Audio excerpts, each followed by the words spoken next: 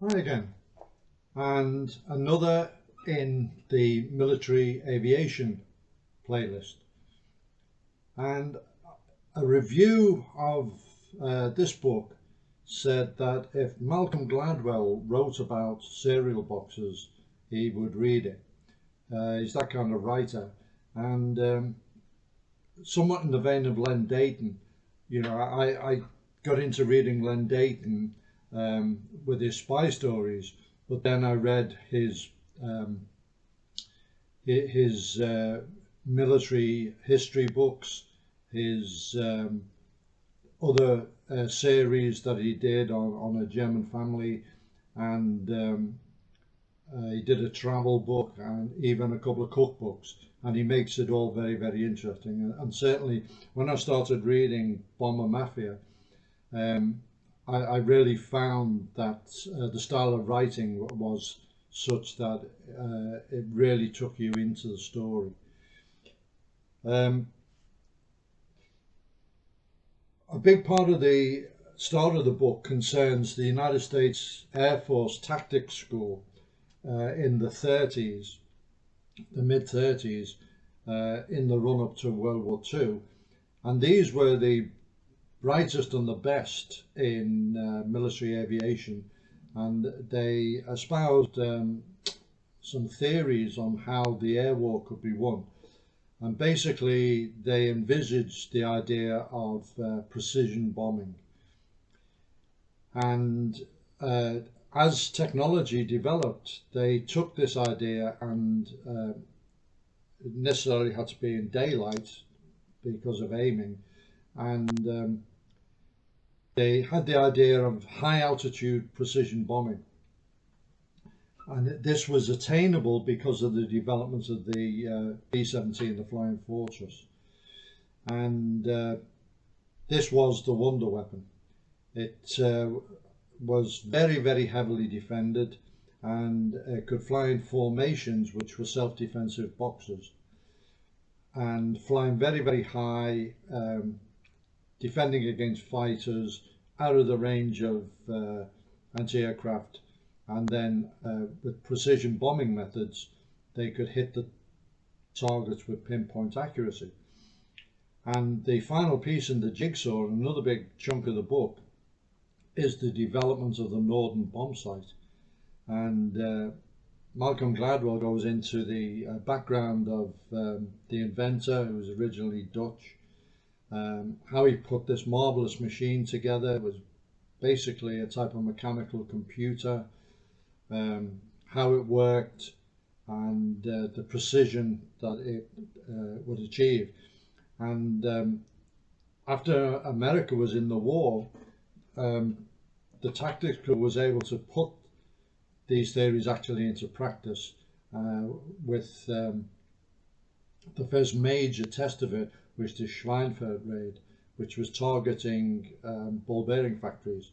And the idea was you could surgically take out parts of German industry strategically, which were vital to the war effort. And they identified ball bearings, which were in every machine, and the center of production was Schweinfurt.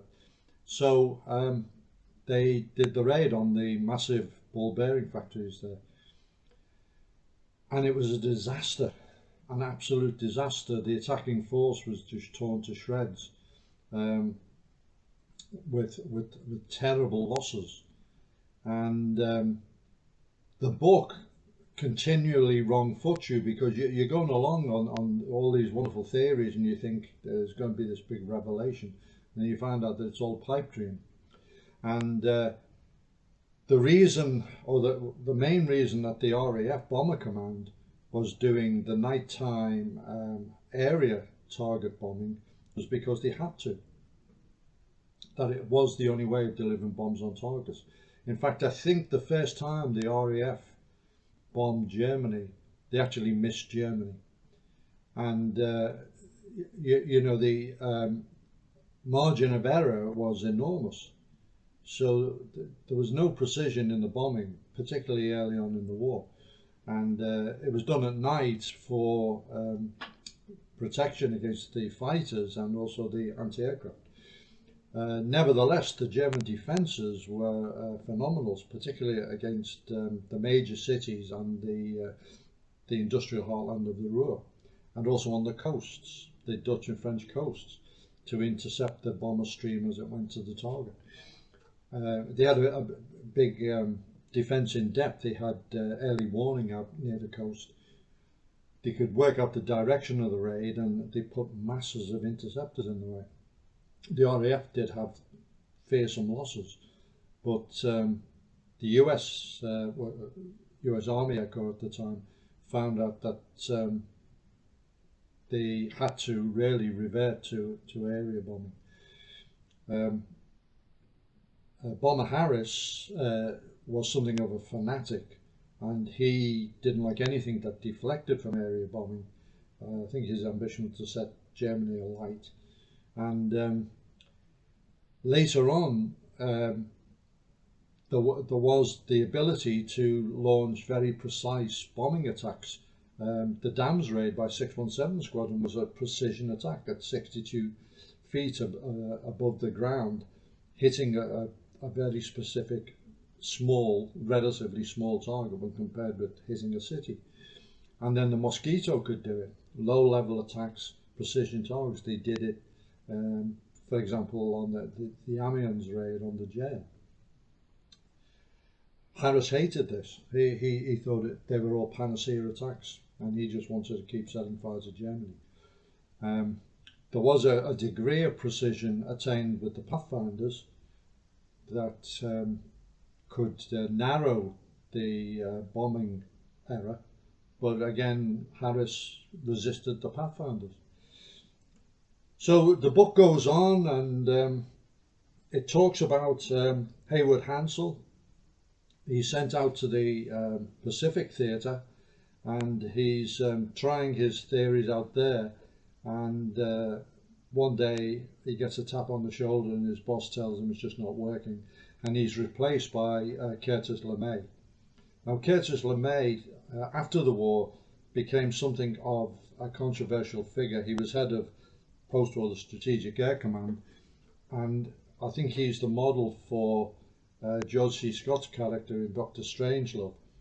But he certainly knew how to conduct an air war. He was very he was very much concerned with his men, the welfare of his men, and he was also concerned with pursuing the war. And obviously, quite often those two aims were in conflict, but he did the best he could. And he worked out that the best way to attack Japan was by incendiary attacks. The type of housing they had there, and they developed these incendiary attacks. And taking the lesson of the Hamburg firestorm, they wanted to create firestorms in the major Japanese cities. And you know, all of this is fairly controversial after the war, but I spoke to people, people like Colonel Cooper, for example, and some other people I spoke to, who were preparing to invade the main islands at the end of the war, and because of the resistance they'd encountered on all the other islands, and particularly on Okinawa, the received wisdom amongst the American military was that they were going to have to kill millions of Japanese to invade the home islands. And the firestorms and eventually the atomic bomb actually did save lives. I know that's not a popular view, but you look back to the time. And similarly with the area bombing or carpet bombing of German cities, our civilians here who had lived through or survived the Blitz, members of my own family amongst them, certainly showed no reservation about doing the same to Germany. You know, you just got to feel sorry for the civilians caught on the ground, whoever they are. But that was the nature of the war at that time, and it was only much later that precision bombing with things like cruise missiles and smart bombs was achievable. The book is highly readable, very, very interesting, and as I say, it wrong foots you continually, and it's a really good insight on the war in the air over Europe and over Japan.